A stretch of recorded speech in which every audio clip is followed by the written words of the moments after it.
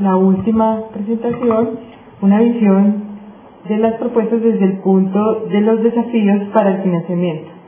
Esto estará a cargo de Dr. Jairo Humberto Restrepo Sea, es economista con maestría en políticas públicas, es profesor de la Universidad e investigador de la Facultad de Ciencias Económicas de la Universidad de Antioquia desde 1996, director del Centro de Investigaciones Económicas y el Departamento de Economía de la Universidad de Antioquia, y en la actualidad hace parte también de la junta directiva de la EPS Sabia Salud, una EPS mixta, en representación del gobernador de Antioquia. Muy buenas tardes. Olga Lucía y demás asistentes, yo quiero proponer que para dar gala de justicia, el costo de la demora no se imponga exclusivamente sobre este panel, y que en ese sentido la sesión de discusión no se pierda y comencemos la tarde con él, que me parece que hay muchos temas para discutir. Yo celebro y hago fuerza porque un espacio como esto se mantenga, sea más amplio, más abierto, más plural y más continuo, y mantengo toda mi convicción y voluntad para hacer fuerza porque seamos capaces de conducir, de liderar un diálogo que ayude a resolver para mí el problema central del sistema de salud, que más adelante voy a tener oportunidad de plantearlo.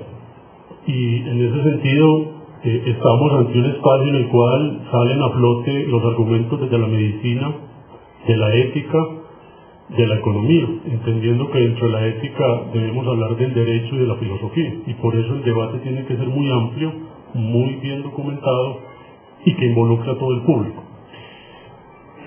Un preámbulo que traía, que no he escuchado en la mañana y me parece muy importante para ambientar este tema, es que definitivamente en Colombia estamos ante un problema.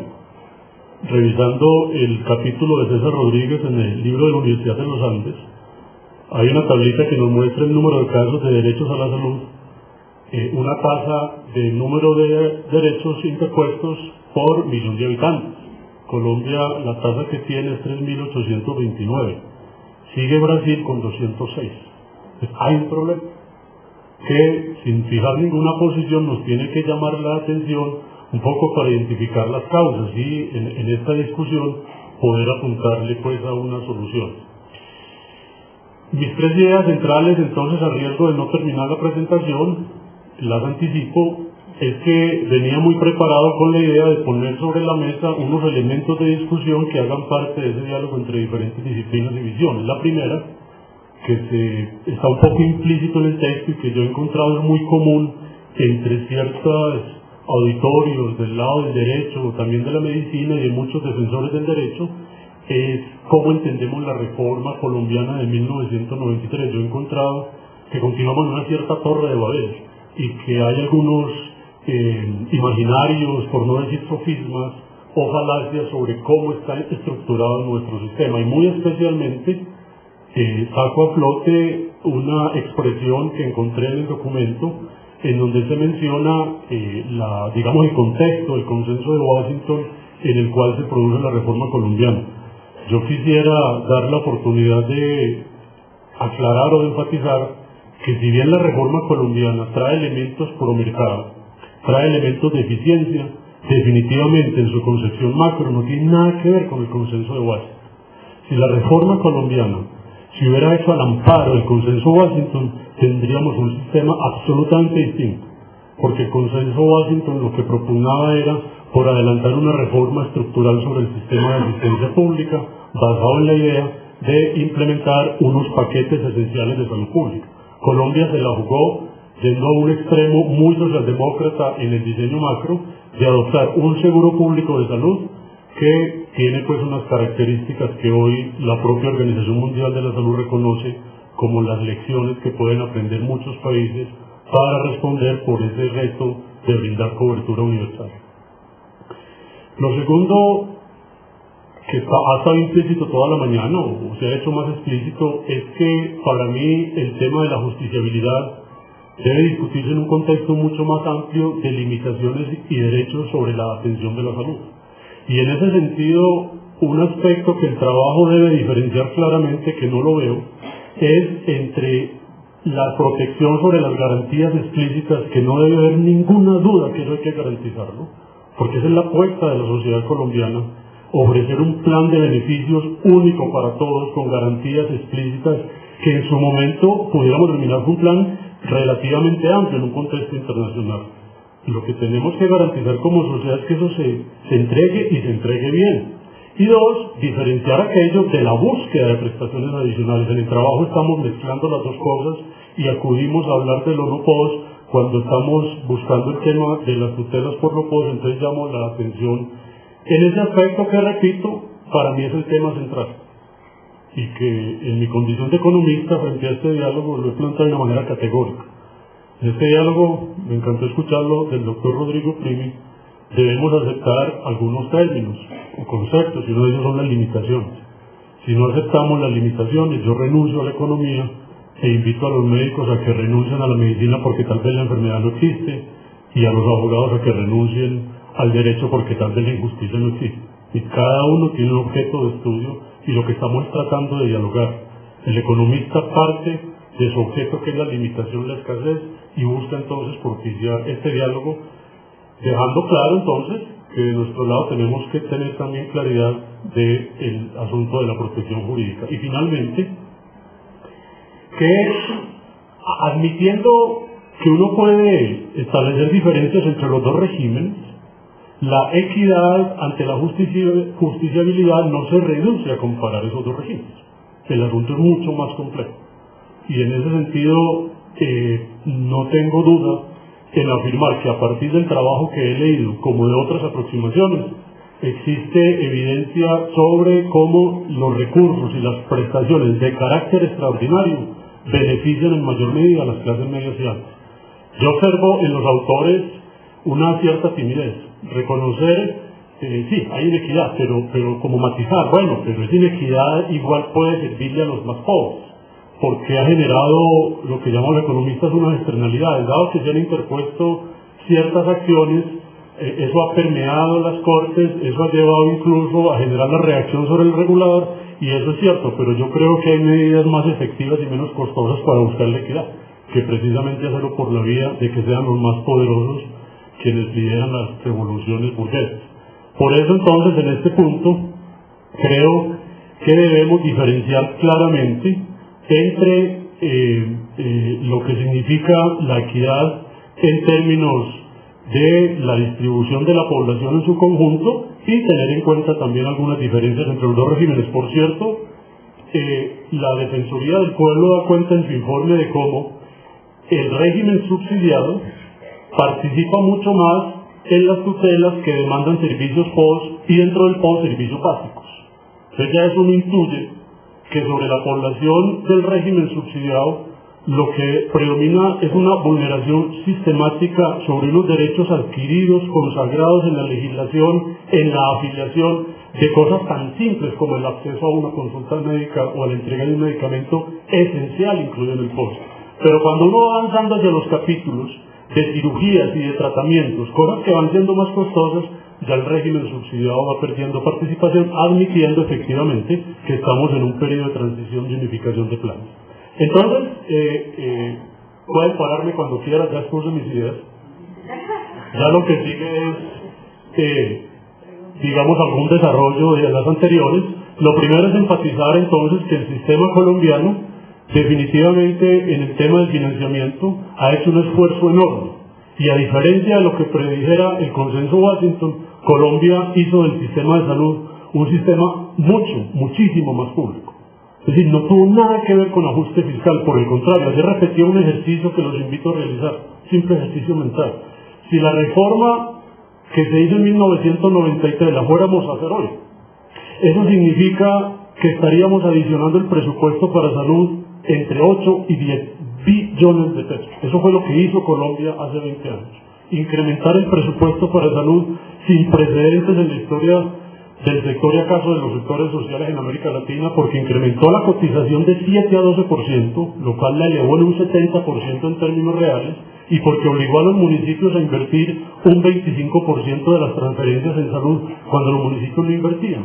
Entonces, eso puesto hoy en plata blanca era mínimo un punto del PIB, de 1 a 1,5 del PIB en un muy corto periodo. Eso para que veamos que la reforma fue realmente, desde el punto de vista del recurso, sumamente ambiciosa y grande, y que este sistema entonces ofrece 3 características que en el contexto internacional dan cuenta de la existencia de un seguro público y que Colombia está buscando garantizar la protección financiera de todos sus habitantes con 3 elementos fundamentales que no tienen nada que ver con el sistema que en su momento existía en Chile o en Estados Unidos, que todavía escucho decir cosas como Colombia copia a Chile. No, Colombia hizo una gran discusión. Colombia con los parlamentarios de aquella época visitó muchos países y se dejó contagiar en parte del diseño organizacional reinante, especialmente en los países Holanda y Dinamarca. Y por lo tanto se adoptó un seguro solidario con afiliación gratuita para las personas de bajos ingresos, con una contribución obligatoria y con un plan de beneficios único. Entonces la propuesta de aquella época, digamos, era igualar pues el costo, y en ese sentido hoy, en este esquema que plantea la OMS, que parece muy interesante, digamos el cubo transparente, por llamarlo así, es como el ideal que se plantea una sociedad donde planteamos la protección en 3 dimensiones: cubrir a toda la población, que es la dimensión horizontal; cubrir con un plan de beneficios lo más amplio posible, que sería la dimensión de fondo; y cubrir en la mayor proporción del gasto de los servicios, que sería la dimensión vertical. Hoy Colombia entonces tiene una cobertura que al menos es del 90%, con un plan de beneficios que está en discusión si es amplio o no es amplio, yo ahí no opino, y que el gasto privado, como porcentaje, todo el gasto que realizamos los colombianos es del 20%, superado solo por Cuba, Japón, entre países pues que nos superan, pero el promedio de América Latina sigue siendo alrededor del 50%. Rápidamente, esta es la historia que tenemos del sistema. Solo quiero llegar al final para señalar precisamente que en toda esta historia de 2 décadas estamos en los últimos 4 o 5 años reconociendo 2 hitos, que son la sentencia 760 y la emergencia social. 2 hitos, cada uno con sus guardadas las proporciones. El hito de la Corte Constitucional, no hay duda que lo que hace incluso es darle mucha más legitimidad a la ley 100. Para mí lo que dijo la Corte es: gobierno, haga bien lo que le toca hacer, ni más ni menos. ¿Cuándo va a alcanzar la cobertura universal? Y si no lo logra, explique por qué. Y por favor, presente los escenarios para igualar los planes. Eso sí, empiece por los grupos más vulnerables. Y en cambio la emergencia social sí fue una expresión sumamente burda, por no decir grosera, de una economía muy mal manejada, de una muy mala comprensión del fenómeno, precisamente de los recobros, que yo lo he llamado la caja negra, y que por fortuna está siendo leída. Entonces lo que estamos es ante un conflicto creciente entre la salud como derecho y como bien económico. Esta gráfica ya pues tiene más actualización, pero lo que nos muestra es la tendencia en los famosos recobros, que lo que ha hecho es anular los excedentes de la cuenta de compensación. El régimen contributivo realmente ha demostrado es sostenible y permite ampliar el POS, pero el incremento en los servicios no POS lo que ha hecho es absorber buena parte de los excedentes, al punto que hoy representa un 20% del gasto total. Esa es una pues preocupación grande, y en ese sentido quiero explicar acá algo. ¿Cuál es el fenómeno, digamos, que debemos enfrentar? Por un lado, todas las sociedades en el mundo se enfrentan a un crecimiento fuerte de las necesidades, la demanda y la oferta. Poco las características que tiene la salud, a diferencia de otros sectores o mercados, es que tenemos una disponibilidad creciente de tecnología. Cada vez hay más tratamientos, hay más medicamentos, más sofisticados, más costosos, etcétera, etcétera, etcétera. Hay más posibilidades, es ahí donde uno entiende el médico. Oiga, pero es que hay una opción de tratar al paciente. Hay una nueva tecnología, hay un nuevo medicamento. El asunto es que estamos hablando de recursos públicos. Pero además, la población está cambiando. Tenemos una tasa de envejecimiento, por lo tanto, lo que tenemos acá son unos factores de demanda que nos empujan hacia arriba la necesidad de gasto, población de más edad, población con un perfil epidemiológico más complejo, población con unas expectativas crecientes. Y aquí yo involucraría el tema del derecho. Población más educada, población con unas expectativas, con una creencia, digamos, de lo que debe hacer el Estado. José Antonio Campo viene planteando, que es muy interesante, el auge, digamos, de la clase media en América Latina y la manera como concibe el papel del Estado y reclama del Estado un cierto nuevo, digamos, estado de bienestar. Pero también, veamos, existen factores de oferta que del otro lado están jalando hacia arriba esta curva, presionando vía oferta de tecnología e incluso el incentivo que tienen los proveedores para ofrecer sus servicios en el mercado. Pero los recursos crecen a un ritmo menor. Y estamos condenados, todas las sociedades del mundo, a lo que Víctor Fuchs de manera magistral describió, la demanda creciente, la brecha creciente entre lo que la medicina es capaz de hacer y lo que la gente quisiera tener y lo que es económicamente efectivo. O sea, ese es el punto central para un debate de esta naturaleza, admitir que hay una brecha creciente y que por lo tanto lo que debemos es conducir un debate que nos permita, uno, generar una demanda que yo llamaría legitimar. ¿Cómo ser capaces de generar un proceso amplio, deliberativo, que nos permita reconocer frente a todas las posibilidades que existen de tratamiento, de medicamentos, etcétera, etcétera, cuáles son las que esta sociedad se va a comprometer a ofrecer? A eso le llamo la demanda legitimada. No es fácil realizarlo, pero yo creo que la voluntad de conducir el diálogo, involucrar a todas las fuerzas que están relacionadas en este tema, de adelantar pedagogía, de cruzar los diferentes conceptos que tenemos los profesionales, incluyendo entonces un mayor esfuerzo de la sociedad, de manera que seamos capaces de generar ese equilibrio. Para ir cerrando, y a propósito de la observación que hacía sobre los dos regímenes, esta es una gráfica que nos permite ilustrar cómo es que se financia el sistema de salud colombiano y cómo una de sus grandes fortalezas es precisamente la solidaridad en el financiamiento. Y por eso cuando se hacen estudios internacionales, Colombia aparece en un lugar muy privilegiado en materia de equidad en el financiamiento. Esta curva es la que describe usualmente una curva de ingresos, donde en cualquier sociedad, Colombia lamentablemente es una muy desigual, pues muchas personas tienen pocos ingresos y pocas tienen muchos ingresos. Y uno diría, vamos a financiar el sistema de salud con una proporción de ese ingreso. La realidad lo que nos enseñaría es que frente al recurso necesario para financiar el seguro, que sería la UPC, muchísimas personas no alcanzarían a pagar la UPC, pero algunas otras quedarían con un recurso excedente. En otras palabras, aquí tenemos población cuya cotización no alcanza a financiar la UPC. Si estuviéramos en Chile, la ISAPRE nos dice, no lo puedo recibir, váyase para el FONASA. Y si estoy acá en Chile, la FONASA me recibe en la sala VIP y me ofrece un plan superior. En Colombia, esa es la gran distinción, nosotros no tenemos poder de negociación con la EPS y la EPS tampoco. La EPS es una firma delegada por el Estado para proveer un seguro público. Y en esta curva de ingresos podemos mirar cómo aparecen las dos poblaciones. La población del régimen subsidiado, que uno supone está desde los que no tienen casi nada hasta los que tienen algo, y el régimen contributivo, que puede arrancar en la mitad hacia arriba. Y aquí los dos regímenes de alguna manera se solapan. Nosotros tenemos población en el régimen contributivo que puede ser tan pobre o más que población del régimen subsidiado. Por eso el análisis no es tan simple como diferenciar los dos regímenes. Muy bien.